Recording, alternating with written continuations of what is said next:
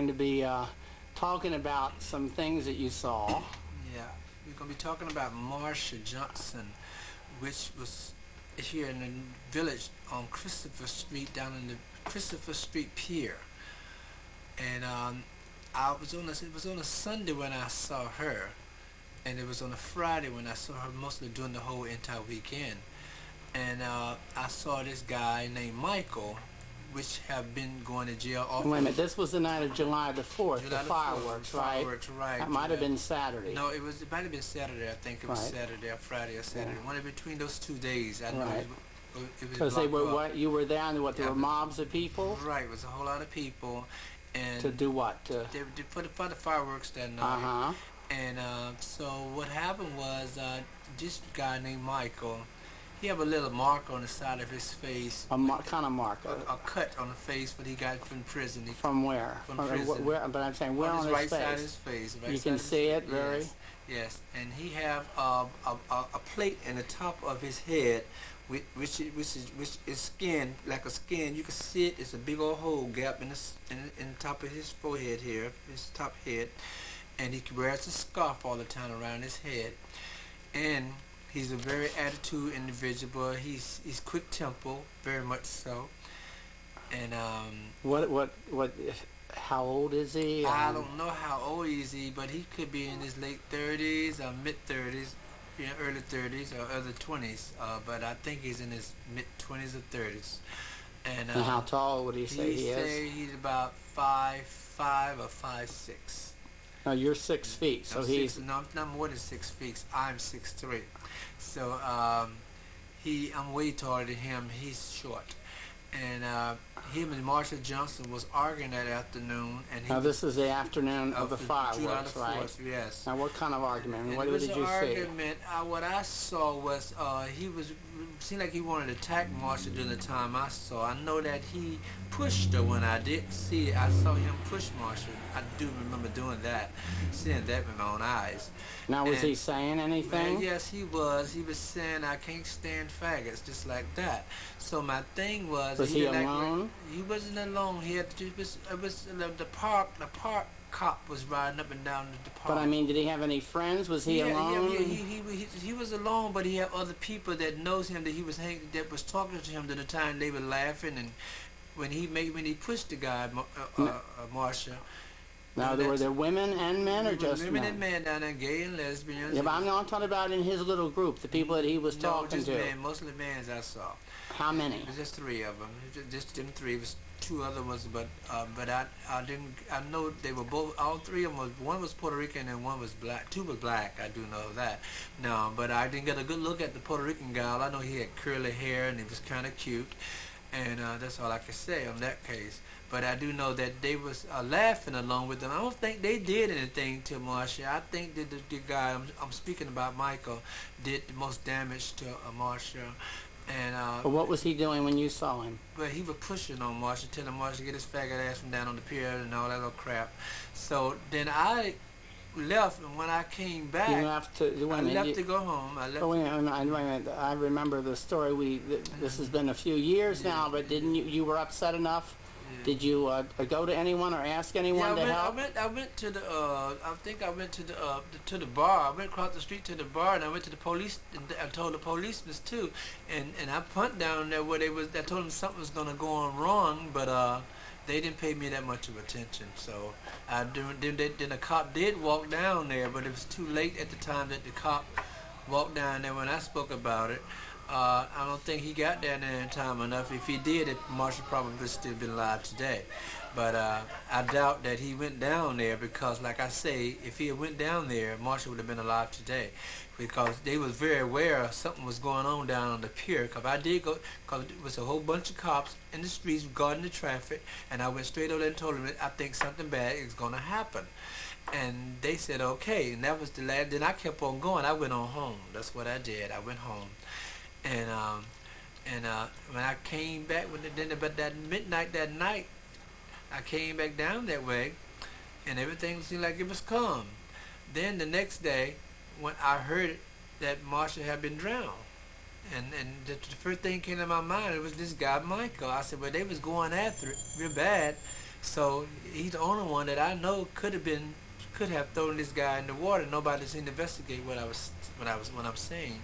So I went to the police station with Randy Wickerson, and It's me, Randy Wicker. Right. I Right. went to the police station with Randy Wicker, and the policeman took out a few books, but they didn't take out in the books, but they had black inmates that had been in prison before. They showed me a bunch of. Now, how did they show you? How many? She showed me a little small book, kind of like this book right here. Yeah. But it was a big book, but the book. Well, hold up this pad because I don't want to go down. Yeah, right. Okay. And how many pages were in the book, and how many? I couldn't tell you how many pages was in the book, but I do know that he just showed me a book, and what I did see was a whole bunch of different nationality, maybe one or two blacks, but it wasn't that many, and then this guy wasn't in that particular book. But doesn't mean that the guy is not in a book, period. They just didn't give me the right book. Because they didn't see that they were interested in dealing with this case during that time that I went and spoke to them about. So they had this lady cop. Her attitude was so nasty. It seemed like she didn't really care one way or the other that they kill all the gay peoples down here on the pier. Well, one minute now. I was there for part of that interview. You were right, you were. She even questioned if you were telling the truth about how tall you were, right? Right. And marched you across the hall. Right. And made you stand up against the wall. Right. And turned out you were the height that you told her. That's true. And now, then you said though that another officer showed you how many pages in the book, how many different pictures on a page. Well, maybe? it was I think it's about 3 to 4 pages of pictures on the book, and like about down the line. They're in a row down the line. Right. So. But there were only 3 or 4 pages that he showed you. I looked at 3 or 4 pages. They didn't show me. I looked at 3 or 4 pages in the book. What do you mean? They handed you the book and said, "Look through here." Look through the book. That's what they did. And after 3 or 4 pages, you stopped looking. I stopped looking because it wasn't that the only thing I saw was a bunch of Caucasians and Puerto Ricans, and one but 1 or 2 black people. And so then after that, I told them. Then I looked through the back of the book and saw the same thing, so I didn't see anything, So, but they weren't too interested because they just picked any book, just like this here. They just picked the book and just gave. Were there a number of books sitting around? Yes, it was 2 books that I noticed, and. Okay, now what did they say when you told them you were a little bit afraid about maybe these guys getting you? That at the time you thought that you had heard about the reward from the Anti-Violence Project. Well, I wasn't interested in an award, but I knew I needed the money. So I wasn't interested in an award. I didn't come to tell this story because I was interested in an award. I came to tell the story because Marsha was one of the nicest person that anybody can have for a friend. And we'll look at here. By the way, why don't you pick up the Bible? Okay. Marsha was one of the hold the Bible by your face so people can see you have the Bible. Now, you swear that you're a religious person, right? Yes. You swear that what you're telling me is true with the best of your knowledge? I swear. And if you happen to be gone from the scene, you would stand, if you would be careful. By my word, yes. Be very careful to make sure everything's as clear as you can make it. Right. Okay, so go ahead. Okay. Now this fella with a plate in his head, one of the reasons when I was there with you at the police station, you were telling the woman that you didn't really have a whole lot of use for police. It seemed to me things went very bad in that interview because you ventured that you personally didn't have a whole lot of respect for cops. That right. I mean, because they're very rude people. They're cops. You were telling when you had fights with trouble with people harassing you in your neighborhood that were drug dealers or something. You went, and what happened? Policemen, and they want to lock me up in jail, which they did lock me up. And for what? They locked me up for cocaine, and I didn't have any. They had framed me, and so what happened was they told me they had what they call a bus. They have to have a certain kind of quarters. Cops have to have a certain quarters, and then when you caught walking down the street, doesn't matter you're a working person or a 9-to-5 person going to work every day. If you get caught while they busting the person, and the white cop didn't like your looks, they would call you over and arrest you because they had to have a certain quarters to get paid or whatever. What I was told anyway.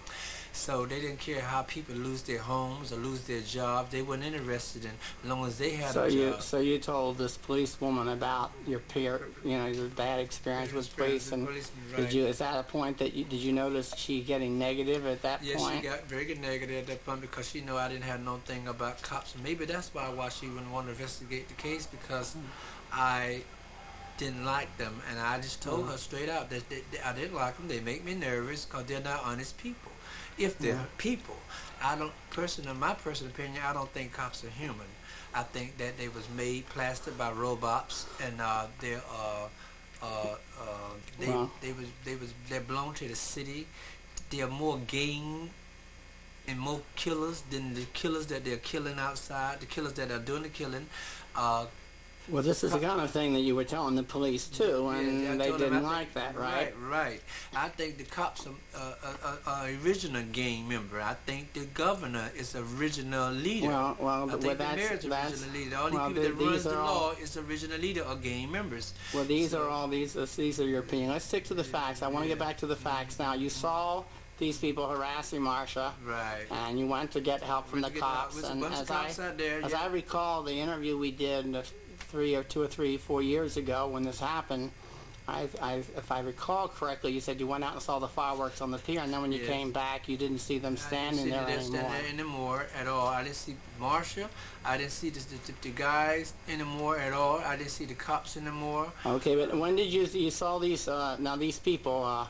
The fireworks were around 9:30 in the afternoon. The fireworks would start around between 9:30 and 10 o'clock at night. Right. Okay. And and I was there. And when I came back, when I walked to the back of the pier where the water, where everybody was standing at and watched the fireworks over there by the Statue of Liberty area, where we was looking after that in that direction for the fireworks, and while the boat was lighting up the George Washington on the Brooklyn Bridge for the fireworks, I walked back after I saw most of the fireworks. It was almost over. So when I walked back, I didn't see Marsha no longer, and I didn't see those guys no longer. Okay, now what these guys, had you seen them before down there? Yes, I've seen them before. Did you spend a lot of time down there? I spend a lot of time down there every day. I goes down there every day during the summertime. During the winter, because I walk down there once in a while. What now? Don't you work? I mean, why? Do you have a lot of time on your hands? I have a lot of time on my hand, and I work here and work there when I get someone to let me work, and things like that. So I didn't have that great education. So I mean, are you live on welfare? I mean, how do you get your income? I don't discuss my personal problem to nobody. Okay. That's to me personally. I don't think that should have to be told to nobody. Well, people just are going to suspect that maybe how does this guy live and pay his rent and everything? That's not their personal business. I wouldn't think that's their business. Number one, I'm telling the truth. That's all they need to know. Okay. And, okay. Well, let's go back to this guy now. What did you know about him? You seen him before this happened? Oh, I seen the guy many times. Right, now tell me something about him. Did you see him dealing drugs I never saw him dealing in drugs. I saw him smoke a lot of weed and hang around those type of people sometimes, but I can't say that would be how about, you mean marijuana? I seen him smoke marijuana a lot. How about crack or cocaine? I seen him smoke crack too. So, but my thing is, I'd be lying if I say that he sell marijuana or he sell drugs. I couldn't tell you that lie because I don't know that. Okay. So, but now you said that he's known to be at this time, did you know that he was known for being a hothead? And yes, he's known to be a hothead. He's known to take gay people home and beat them up and rip them off. I do know that for a fact. Other people. But this is what you found out after in the last couple of years, right? Right. This is what I found out in the club called Two Potato. He hangs in there a lot in Two Potato, and so what does he do for a living? Well, he's a hustler. He sells his dicks. He sells his penis and whatever. If they have a chance to get him in bed, I imagine, because I know that I heard that he's a very violent person. So if he's a very violent person, the person that got money, I doubt very seriously that he does anything. Okay, well, let's get back to things. You know, have you seen him or overheard him talking or anything down? Yeah, I heard he said he can't stand that faggot. He said he did admit that he killed some faggot called Marsha Johnson. I remember him. He didn't know the girl name. All he knew was Marsha. He didn't say Johnson. I'm saying Johnson. So he said this to who? When? Where were you? I was in the Two Potato Club one night. He was bragging to some guys. He was getting kind of intoxicated, and he was talking crazy. And then the owner of the bar was gonna put him out the bar because he was very rude. He was very lousy. And so there was a light-skinned bartender during that time. I think it's Puerto Rican or black. I'm not for sure what nationality the guy, because he can be both. Black Puerto Rican or black. So So he said was bragging to friends that I bragging. killed this drag queen, Marsha? Yeah, he said he was bragging. He said, I killed this drag queen and I killed a whole lot of more other faggots if I get my hands on them to cup up. He said, I will or I did? He said, I will kill a whole lot of more other faggots just like that. He said he cannot stand them. But he uses them and abuses them. He did say that. Did he say anything about throwing people in the river or pushing them in the river? No, he didn't say that. He just, the only thing he said that he had a fight with this person named Marsha, and he threw people. He said he had thrown people in the river. He did make that statement. But did he say he threw Marsha in the river? No, he did not say he threw Marsha in the river. He made a statement saying that he had fight with this guy named Marsha. And he had thrown some peoples in the river. That's just what he said. Oh, but he didn't say he threw Marsha in the river. He threw Marsha. No, I can't tell that lie either if I'd be lying if I said that. So I'm just telling you exactly what I heard with my ears. And this is. I thought a minute ago you said that he was bragging about doing that, Queen Marsha. He was bragging about beating her up. He was bragging about beating her up, yes, and stuff like that. So I can't say he threw it because I didn't see him throw nobody in the water. So I can't say that because I would be lying if I said that. So I'm on the same. So you heard him say this one night? Yeah, I heard him say it in the two potato one night. As a matter of fact, I dressed in 3-piece suits in that time. So and I had a tie and I had a light beige kind of suit on, and everybody in the bars know who I am. Will witness a lot of things that was told, and everybody in that bar knows this guy and know this guy's pretty dangerous. And that's all I have to say. And what color are his eyes? His eyes kind of looking like a brownish greenish looking color and a brownish color. He's got deep looking eyes. He's got eyes that he could suck anybody into him. Okay, and you believe anything. Does he have any nickname related to his eyes? I forgot his nickname, but I know his name is. They call him Michael, but the other nickname I forgot now. Someone earlier had told us it was Green Eyes. Right, good for to call him Green Eyes. That's his nickname, Green Eyes. And I just couldn't memorize the nickname, but I do know the name Michael. I do know that for a fact. And now I want to get back a little bit to what the police did. Besides, after they showed you or sort of tossed this book at you and didn't seem to be too interested in what you were looking at. No, they weren't interested. They seemed to be interested in this case at all. Well, what did they tell you? I think previously we talked about it, and you said that you told them that you really didn't want to have any trouble, and this guy was bad news. And what did they say about that? But they didn't care. They just told me to watch my own back. That's all they said about that. And they really didn't care one way or the other. I mean, were they sort of encouraging to just say, watch your own back, don't bother testifying, drop out of the case? They or told me I should just walk on out the way and just keep my mouth quiet. That's all they said to me. They said that? That's what they said. You was there when they said that. You just maybe you didn't hear it, but but you was there. So you was there when they was talking to me personally. Yeah, well, you said another point they took you in the room alone because I didn't remember them. But see, the point. Remember when you walked out when you walked out the room and I left it behind with the lady. The lady asked me questions. Right. Okay, then so you wasn't in the room with me the whole time. Right. That's what I'm saying. Okay. Right. So that's how it all happened. And she didn't seem like she was quite interested. She's trying to scare me. Now you said that later, though, that the police called you in again when I wasn't there. They called me in there and tried to scare me just to shut up. That was simple as that. And tell me exactly what happened. They called you in when? They just called me in there. Called you in from where? The other room? You and I have been in there. Oh, the next day they called you at home. They called me. They called me at home. They called me at home. And matter of fact, I had just left them down here on the pier again. And when I got home, I went back over there and talked to that same lady, cop. And she said we gonna do what we can. And she left it like that. She didn't seem like she was that interested. And just told me to be quiet. Okay, but now when the police called you back in, what did they? I just got to telling you what they just said to me. I mean, I should tell me. You're giving me the conclusion. I mean, I should tell me exactly what they said. Well, I don't remember every exact detail. One thing I memorize is the woman didn't seem like she was that damn interested. No, but the man, you said the next day that officer seemed a little more interested. No, I said the lady officer. She's the one that called you back. She's the one that called me back. And she seemed like she had a nasty attitude with me about something. Yeah, but why did she call you back? For what purpose? Just to come down there to ask me, did I really believe, what I said to you was real. Oh, so they were wondering whether or not you were a believable witness. Yes. So, and then I got nervous. But as if maybe I had put you up to it, or we were playing games? More likely. That would they probably figured that you had put me up to going to say these things, and you didn't have anything to do with me. Saying I came to you, you didn't come to me. So, What did she say when you told her that? Well, she didn't say anything. Did they say anything about me in a negative? They just said you're a person that nag all the time. They said they known you to be nagging all the time. That's all they said. And I wasn't going to tell you that, but that's what they said.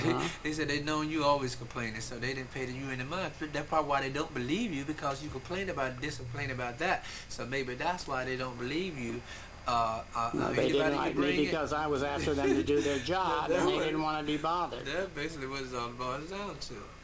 And so this is what it's all about. So now, how about the other people that were with him? Do you ever see them around? No, I don't see them anymore. I don't see any of them. Have they totally disappeared? I had the slightest idea what happened to those people in their life. It's just the one, and the bad news one. Yes, that's it. Now, you said somebody said that he had gotten this cut in jail, or this scar in jail. Is that bar gossip, or did he? Well, I heard that he went to jail. He did not have that scar. And matter of fact, you know when he went to jail, or what he went to jail for? I think it's for robbery. I think it's for robbery. And when was that? I had the slightest idea. And I mean, have you seen him on a steady basis, or did he disappear for a couple of years? I've been seeing him for the last 3 years now. Ever since Marsha died, I've been seeing him. Oh, so then he had the scar when he was harassing Marsha. Yes, so he had the scar. There's no doubt in your mind that this is the person that was harassing Marsha. That was the person that had harassing Marsha. And I get on a witness stand and tell it just like I told, just like I saw it, and I leave it as that.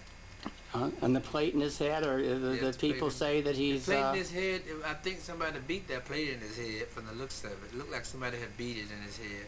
What do you mean? I mean, it's a bald spot? It looked like, it looked like somebody had beat him up, completely cut him up and beat him up into that point. So you've seen him without, he frequently wears a bandana, right? Right, I see. And when the bandana's off, what does his, is it just a round spot? He looks horrible. He looks horrible. He looks horrible. He don't look like human. He don't look human. You mean it's all like caved in or dented, or? Yeah, caved in, yeah, he don't look human. He don't look like a real human being, you know, put it that Have way. you ever seen him do anything very violent or nasty to someone? Well, I saw him in Two Potato one time, trying to jump on a guy in Two Potato once. I did see that, and that was that. If they kicked him out? I don't want to go to that detail. No, but I mean, did they kick him out? No, they didn't kick him out. They're afraid of him. The bartenders are afraid of him. And they treat him nice because they're afraid of him. When you're a hostile person, 9 times out of 10, people are afraid of you. And they know the law and know that you're gay. They know the law do not protect gay people in New York. So they do know that they have to go along with this crazy guy. And so you're afraid of him too, right? No, I'm not afraid of any man. So my thing is... oh, wait a minute, you were telling me that if this guy got after you, he knows where you live, and this is one reason you're not eager to... But what I'm saying to you, I said I am afraid of any man, but what I mean that you get more than one person. You're a man by yourself, so I can whoop your ass by myself. You understand where I'm from now? So my thing is, what I'm saying to you, he can go get 3 or 4 people to come jump on me, so then I won't win. You got where I'm coming from? Right. Well, I'm not trying to put you down, your manhood down, saying that he could beat you. So my thing. But he might have a knife or a gun, and that little guy with a gun. That's right. But that don't make me afraid of him. It's just to make me afraid of that he can do this because the law won't do their damn job. As simple as that. So in other words, you would be afraid to really get involved in prosecuting him because you're afraid. No, I won't be afraid of prosecuting him if I know they're gonna go get him or put his ass in the jail where he belongs. No, I will not be afraid. But I know that I would like to. But things don't work that way. You know, they pick you up and they question you, and unless they had some other evidence, or it might be that, you know, it wasn't quite enough to hold him, and then he's out, and he knows that you're the one that fingered him. Then they had to cough up that $5,000 that they said you might get the hell on out of New York. Then I'd be afraid. That's how it goes. So they ain't got enough evidence, so that's what they have to do. And then I can say that they need to cough up that $5,000 so I can go and give myself another life, okay? Out of this damn New York City area, okay? That goes. But anyway, so that's how that evolves. Okay, so today is January 24th. 1997. Right, and you saw him just a couple days ago down here at the Two Potato. Yes, I did. And you'd be willing if they were to pick him up, and I don't know, I don't know that they'd really pinpoint you as the he bragged to other people in the bar? Do you think you would remember, or you think if you could find out some of the people that he might have bragged about this to? Well, I don't want to get involved. I don't want to do the police job. I don't want the police do their own job. I need them to question the people in the bar. But the police, this is a question you probably know better than me. Yeah. I mean, the Two Potatoes, a mainly black bar. Black gay bar, yeah. Black White gay. goes in the daytime, black goes in at night. Right. Well, then that's a little bit mixture, but yeah. still, I wonder, because even when I called the Anti-Violence Project, you know, I described the situation to them, and the person that handles these cases, I wonder if black people, like, I want to finish, like a white middle-class gay person in the village goes out and goes home with somebody and gets robbed, whether you think they're naive or not, a lot of them would run to the police and say, hey, I took home this guy and he put a knife at my throat and robbed me, or they at least go to the Anti-Violence Project. Police probably say... But I wonder if the black gays people would do the same thing. In other words, what I'm wondering is, do you think that black gays feel differently about the police in the village than white gays? Yes, they do. Yes, they do. No doubt about it. But black gays are scared of policemen. Most black people are scared of cops. You understand? Because they know they have no... Most of the time, the cops stereotype them and have arrest them instead. You see? And because you got a lot of white cops out there that just doesn't like black people. No matter what black does, they will arrest you. So I mean, just theoretically, this is going to happen. Let's say you picked up not this guy, but just picked up somebody and took him home tonight, and they beat you up and robbed you. But would you go to the police station and say I got beat up and robbed? Oh, you would. But the first thing the police station would say to me, "Did he kill you yet?" What they would say to you, they said, we can't do nothing to him unless he don't put a gun to you or cut you up or whatever. They say he had to hit you and cut you up, and you had to be badly bruised for them to do anything to arrest this person. This is what they would say. Not if he robbed you. What if he robbed you? If he robbed you, they don't give a shit. You're gay. This is New York you're talking about. They don't give a damn about nobody being robbed. Not no gay person anyway. They want cops want most of the gay people to die in this town. Tell you what I know for a fact. If I hear him talking about gay people all the time, when I'm walking up and down 42nd Street, you see the cops, especially the cops in the Port Authority bus station, they're the most worst creatures on this planet. They think they God. It's like some of these judges with these black robes. They don't believe anything they don't believe in black people. I don't think half of them believe in themselves. This is why they try to kill innocent people and take innocent people's life and mess their life up by generating all this bullshit that they call society, and just mess up human beings' life. And now it's 8:30 and I have to get out of here. Okay, well, thank you very much, and I hope you know that you know, if but something else. If they get this guy, if I have to go to trial, I'm telling Randy Wicker he got to come up with $500 for me to go do this trial. I don't want no $5,000, $500 if I had to go there and they get this guy. That's illegal. See, that makes this whole videotape worthless, probably. Well, I cut See, that you're out. trying to. Well, I mean, I'm not going to cut it out because what you're doing is you're just. Trying to protect myself. That's what I'm trying to do. Because you're afraid you have to get out of town. Yeah, I'm right. So now you're still telling the truth, or is this if I gave you 1,000, would you tell some lies? No, I wouldn't tell no lie because I would. How about 5,000? If I gave you 5,000, you tell some lies? No, I wouldn't. It doesn't matter how much money you give me. I'm talking about giving me money to get out of town. I ain't talking about giving me no money to use and abuse. I'm talking about giving me money to get the fuck out of here. This guy don't get arrested. Well, that's what I'm talking about. If I got you in a mess, I'd buy you a bus ticket somewhere, you know. Send you to California, you would get more money in your check and whatever, you know, and good medical care. Yeah. Okay, so anything else we missed at all? No, nothing else you missed that I know of. Yeah. Okay, well, thank you very much. Sure. Bye-bye. Bye-bye.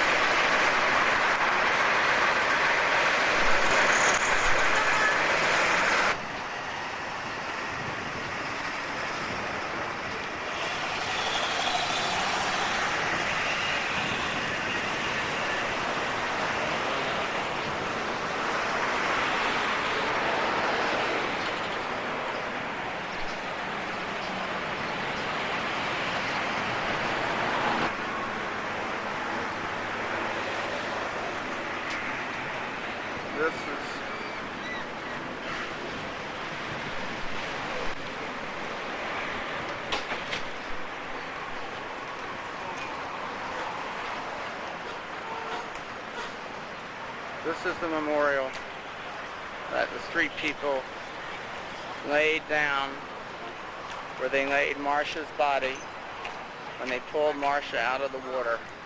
Marsha was pulled out of the water right over the edge here, down here.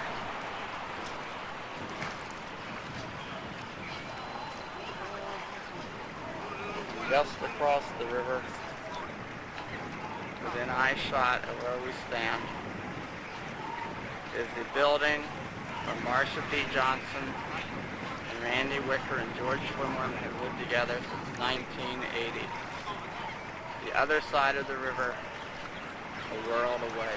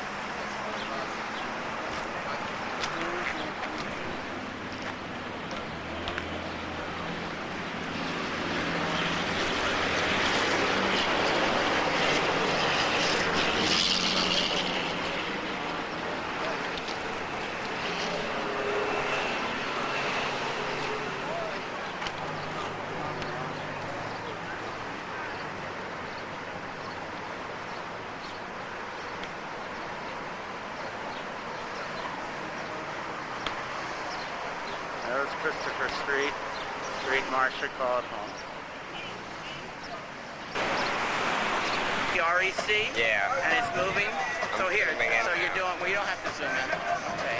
Okay, go ahead, walk. Okay, well, I just want to say what we're going to do. I mean, I came earlier and I thought this was so nice that I thought it deserved some flowers. And so I'm going to be the first one to put flowers down for Marsha.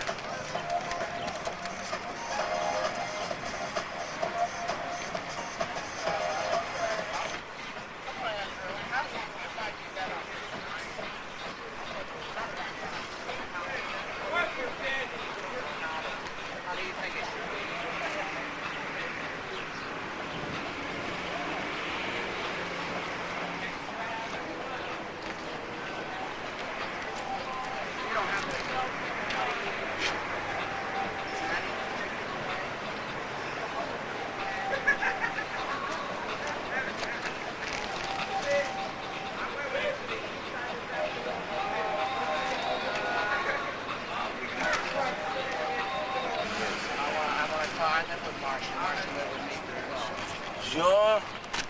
I'm Randy Wicker. Oh my God, I was around my shootout. I used to work into the rabbits and lived over the old Danny's. I'm Artie Slide. Oh my God. I'm sorry. I'm sorry. Marsha deserves some flowers. You know where we live? You know where we live?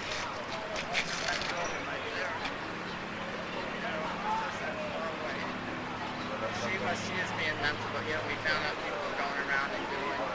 Oh, really? Did you hear that? I want to. She loves this. But Okay. I'm gonna get you another. May 10th, I first met Marsha, honestly, in all honesty, in 1978. In the spring, 1978. My name is Arthur Sylvester Thomas. They call me Sly. And were you here when they Marsha. found Marsha, or do you know anything about the building of the memorial? I don't know anything about it. You said last night they found people here too? Yeah, they had two bodies here. Have Do you have a name? Huh? Do you have a name? Do I? My name is Randy Wicker. Right. Do you really believe it's foul play, or is it? I didn't think so at first, and now I'm beginning to wonder. I'm wondering, but Yeah. with so many people here, Right. You know, it could have happened. Marsha's not an idiot, though. No, but she was getting mental. She was getting mental. When did you see her last? Gay Pride Day. Yeah, but even after Gay Pride Day, she was acting kind of mental because we saw her going into her state. Mental? Every now and then she got psychotic. She got off her medication. What was it? Well, she'd get real. Depression, suicide? No, not depression. Just she just kind of. Oh, not aggression. No, just kind of spacey. Deep end? Spacey. Incoherent? Kind of just a little bit, you know. Talking off the wall? Yeah, a little bit, just a little bit though, and it was getting worse. But when we last saw her on Thursday, she still seemed normal. Fed a lot of homeless people. She did a lot of good things. Huh? She did a lot of good things. I know. She'd give away her last. She had a warm. I know. I got many a token from Marsha. Really? What do you remember most about Marsha? Huh? Her sense of humor. Yeah, I wrote a very funny Christmas letter about Marsha. In 1984 when she first moved in with me. But she had all these funny stories of being out in the West Coast, and you know, she hopped in the car and... She's a very smart person. A lot of people didn't actually credit that she deserved. I know. Oh, she was smart as a whip. A lot. And you know, sometimes you think she wasn't even hearing what you were saying, and boy, she'd pick it right up, you know? You think she was homeless, or you think she was scatterbrained? Oh no, she was smart as a whip. She wasn't. There was nothing scatterbrained about her at all. Have you had anyone coming around here asking about her? Have any of the police? Yeah. Oh, you did? How long ago was that? Yesterday. Yesterday? And do you know whether he found out anything? I don't know. I scrutinize everything I see out there. Yeah. You haven't heard any stories of any people, the guy from the villagers said that some people down here said some people came down and threw people in the water for the fun of it. You know, like teenagers or gay bashers or something, no? You don't think that was the incident? No way. No way? And if that's true, then we all kill Marsha, man. If we allowed it, then we all are responsible. If that happened, if that happened. Really? I just hope it. I didn't even want to think of it even possibly happening, you know? Who's the man that put it together? Were you here when they put this together? The memorial?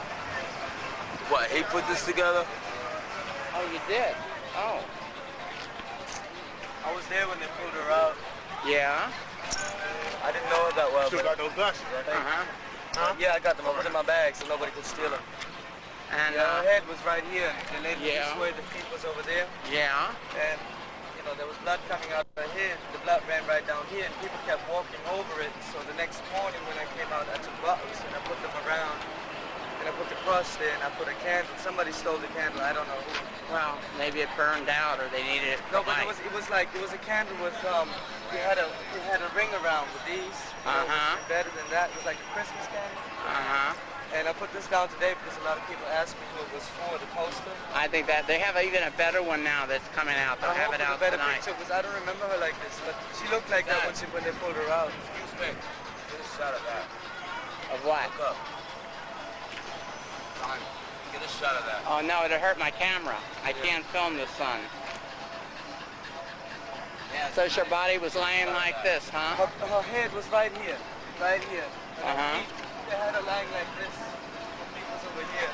They're stretched out. When we saw her floating in the water. Where did you see her floating? Where did you see her floating? So floating right over there. We were sitting on that, you know, with the pier right there. Right. And by the time the police came, she was over here. And then really? She had floated down in that short a time. Where did you first see her? Over there. Against the wall? She was like about this right there, let's say, and she was, the head was up. Just a few feet. Yeah, and the head was up and the feet were down. And she wasn't floating flat, she was floating down, with the feet down, coming up and down. And she had a hole in her head. And so somebody ran to call the cops. How do you know she had a hole in her head? I could see it. I could see the hole. Really? And then the 2 police boats came, and that was the first thing. See, but you can't judge that. Yeah, but no, it could be the fish. I'm just saying there was a hole. I'm not saying what happened. All days on the water. You touch flesh, it's like touching wet bread. All I'm telling you, touching wet bread. all I'm telling you is what I saw. I'm not saying what happened. Okay. Okay, just a minute. Let me. So then by the time the police came, they took their tape and they blocked the area. We got 2 out of here last night, man. We got 2 out of here last night. I know, but But how long did it take for the police to come? How many bodies did we get out of there? Well, first one, they found one body. I don't know about the other Yeah, we one. didn't get the other one. We got one. First one police call came to confirm if it was true that there was really a dead body in the water. Yeah. And then it took like half a minute for tons, like fire trucks, emergency police came really quick, locked the area off. Then boats came, and then it took chains, threw them in the water, and somehow wrapped them around her. I stood right by that tree, right over there. And they pulled her out, and it was very nasty because the way they pulled her out, they just dropped her. And we were all like, oh my God. They just dropped her. Looking motherfucker. They just dropped her right on the floor. It was like, oh my God.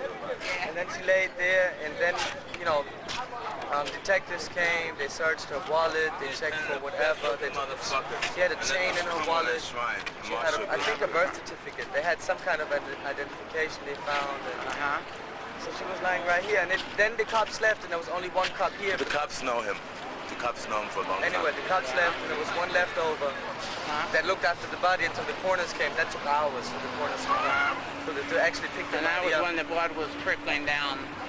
Well, they the covered sidewalk. half the body, most of the I body. mean, could you see, was the face recognizable? Was it discolored? Could you tell that it was... The face was recognizable pretty much. You always get this. The arms on two disfiguring. had white patches on the arms, but the skin had been gone. The skin had just, the eyes were gone. When they pulled her out, blood came out of her eyes and her mouth. Oh, really? Oh, God. She was upside down. Yeah, man, that's kind of, like, why don't we just remember her for what she was, right? Yeah, that's I really... mean, really. Well, he's and you're asking me, I'm just taping telling him what I said. Well, but this is the That's family not is the helping family. you anything. Well, I like to know. I really, it's That's not asking a lot of helping you questions. at all, They man. wouldn't let us see her. They wouldn't even let Man, us see the fuck that. I picture. just buried my lover April 7th, man. That was 14 years She didn't together. look And anything their like- family didn't help me, always with me. She didn't look. And he was 6 years older than me. She didn't look anything like we knew her. I mean, she really didn't. Yeah. I didn't Well, recognize that's her. why they didn't let the family see the pictures of the body. I'm They're glad going they there did for me. now. And you there's know. 2 friends of hers there, too. Marcus? Markus. K-U-S. And what's the last name? Mayor. M-A-I-E-R. Is there a phone number and address? Well, I have a pager. The phone number is 718-219-9131. I live in Brooklyn. Okay. Okay. This is Marsha's roommate. This is Marsha's roommate, a very good friend of Marsha's. Please introduce yourself and tell them what you're doing. That's for me. I just wanted to, I just hit it. Huh? I told So him. there. Thanks, man. Okay. I just wanted to know, Speedy, just tell him how we know Marsha and what it's about. Out of respect and love. Out of respect and love, Marsha may rest in peace. I love him, care for him. Friends are friends for life. Flex. And you can't see more than that. Flex. Friends are friends for life. God is watching. God is with him. They ain't sleep with the angels. And I love him dearly. That's all.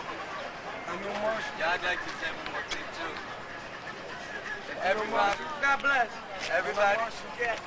that I know that knew Marsha, including me, know Marsha as a person that would come here to the pier, and we would sit here like a little depressed or whatever. She would make everybody laugh. She would come here.